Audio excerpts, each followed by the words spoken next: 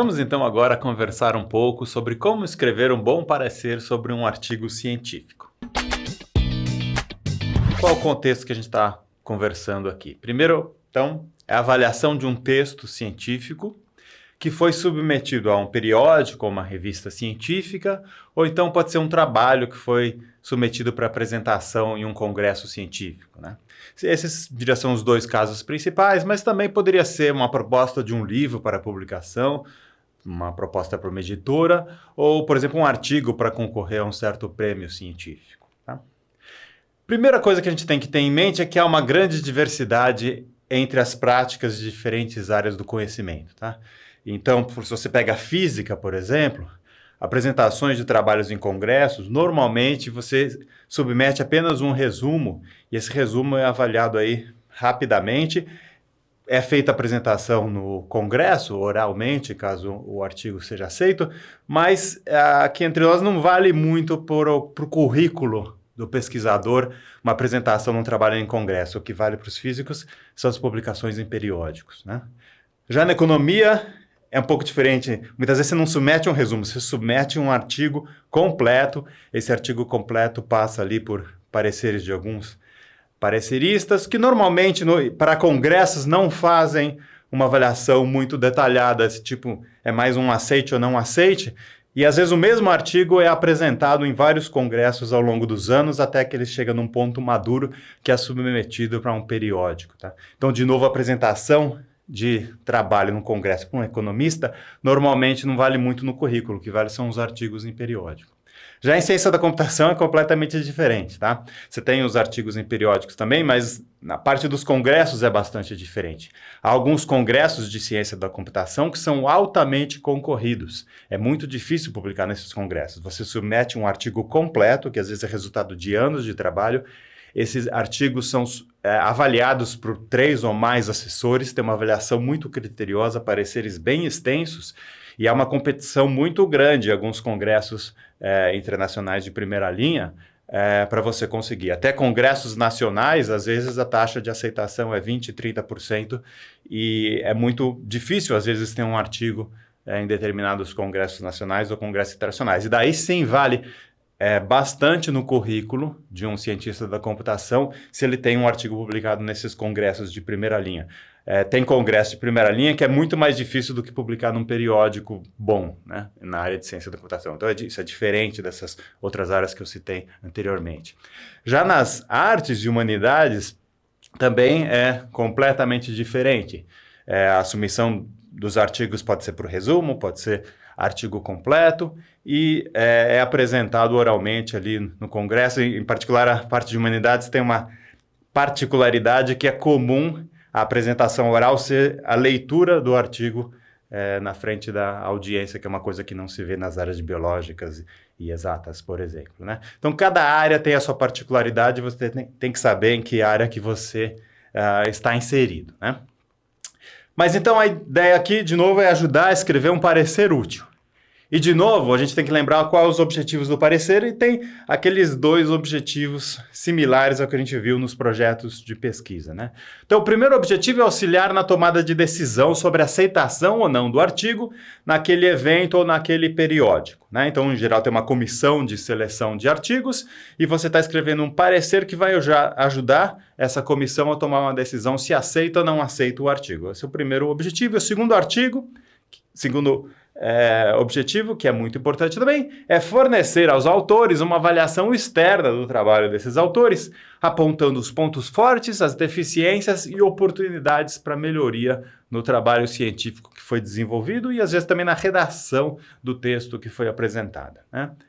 Então, antes de escrever o parecer, você tem que, de novo, pensar naquela questão dos conflitos de interesse, que são as mesmas linhas gerais que a gente viu sobre conflitos de interesse em avaliação de projetos de pesquisa, tá? Mas, então, resumidamente, se há um conflito significativo, você deve se declarar impedido, não posso escrever aquele parecer. Normalmente, a própria comitê de seleção que indica os assessores já verifica se há um conflito de interesse, mas às vezes pode deixar escapar alguma coisa. Então, se tem algo importante ali, algum conflito importante, você deve declarar. Em particular, eu vou ter um outro vídeo aqui onde eu vou falar mais sobre conflitos de interesse. Se o conflito você considera que é muito leve ou que é apenas aparente, que não vai influenciar a sua decisão, tudo bem, você pode escrever o parecer, mas é bom você deixar explícito no seu parecer, num campo sigiloso ali, normalmente tem um campo que vai só para o comitê de seleção, não vai para os autores, você deixa explícito ali esse eventual conflito leve que você tem ali, ok? Mas então vamos para a redação do parecer. É muito importante que ele seja escrito com uma linguagem apropriada e respeitosa. Tá?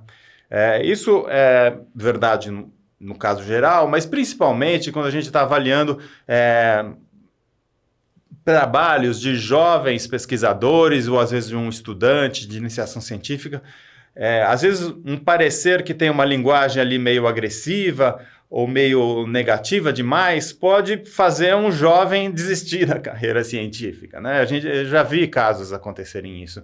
Então tome muito cuidado, sempre tente fazer um parecer positivo e quando tiver críticas, faça a crítica de uma forma construtiva. É importante as críticas, elas são fundamentais, mas existe uma linguagem apropriada para fazer as críticas de uma forma respeitosa, né? Isso é muito importante. É bom que o parecer seja circunstanciado, aí você tem que ver a prática da sua área, né? Submissões para periódicos, em geral, sempre são pareceres circunstanciados, bem detalhados ali.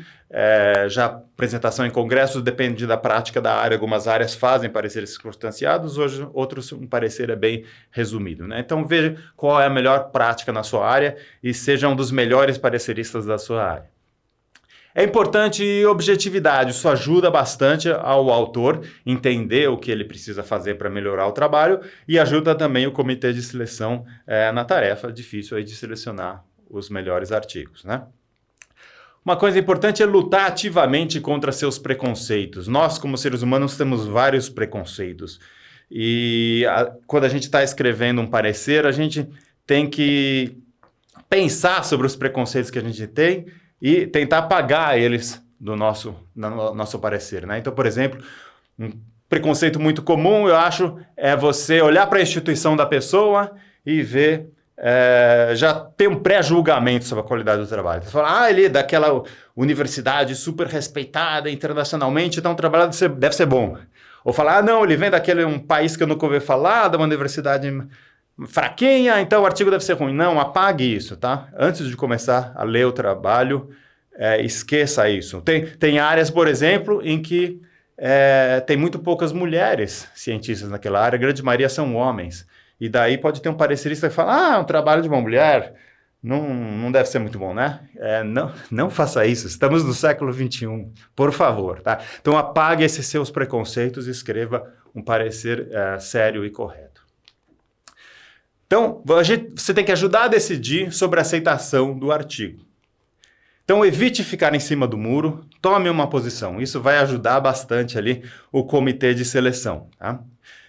Mas tome essa posição com embasamento, explicando ali os seus motivos para recomendar a aprovação ou recomendar a rejeição daquele artigo.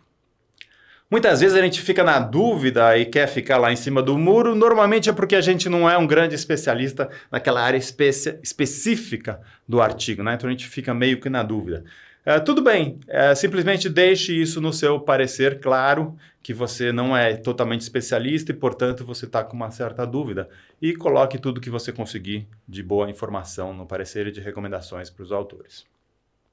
Então, o que você deve fazer é expor claramente os pontos fortes e fracos do artigo, de forma a dar subsídios à escolha dos artigos aceitos e rejeitados ali pelo comitê de seleção. Então, indique em particular se as deficiências do artigo podem ser facilmente resolvidas em algumas horas ou dias de trabalho, ou se não, se é necessário fazer uma grande reformulação que vai demandar eventualmente meses de trabalho. Isso pode ajudar o editor da revista ou o comitê de seleção a decidir quanto tempo dá para a melhoria do artigo, ou se vai rejeitar o artigo agora ou não. Então é importante você falar sobre isso também. Outro ponto importante é ajudar, então, como eu falei, a melhorar a qualidade do artigo. Você vai ajudar os autores, tá? E isso aplica-se tanto no caso de aceitação do artigo, porque daí para a versão final, que a gente chama de camera ready, né, a versão que vai ser publicada nos anais da revista, há a oportunidade de melhorar, fazer umas últimas melhorias no artigo, ou no caso da denegação do artigo, porque daí você vai explicar para os autores, do seu ponto de vista, como o artigo pode ser melhorado, ou como a ciência que foi realizada pode ser melhorada, de forma na próxima submissão ter mais chances de aceitação. Então isso aí é muito importante. Aborde o artigo com uma visão crítica, mas com mente aberta, tá? Leia o texto disposto a aprender com a experiência dos autores, que é diferente da sua experiência. E tudo bem, é ótimo que seja diferente da sua experiência, tá? Lembre-se, o artigo não é seu.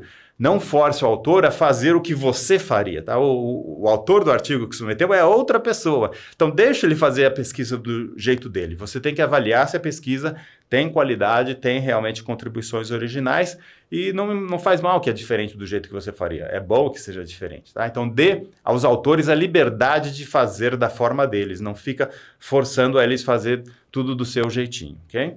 Um bom parecer aponta problemas formais no artigo, tá? Então, por exemplo, a organização estrutural das seções, subseções do artigo, vai falar sobre qualidade da gramática e, eventualmente, até erros de ortografia. Pode falar sobre estilo de escrita, como poderia melhorar o estilo, ou sobre clareza do texto, pontos do texto que não estão muito... não dá para entender muito bem o que está escrito ali, então você deve apontar tudo isso. Mas também, e aí é fundamental, apontar problemas ou oportunidades de melhoria no conteúdo, além da forma, né? Então, questões científicas, tecnológicas, questões filosóficas, questões culturais que não estão abordadas de uma forma adequada no artigo e você vai dar sugestões de como essas questões poderiam ser melhores abordadas, né? Então, por exemplo, metodologia, se há falhas na metodologia ou se há detalhes da metodologia que não foram bem realizados e você vai explicar como poderiam ser melhor realizados para ter um resultado mais robusto. Você deve falar isso no seu parecer.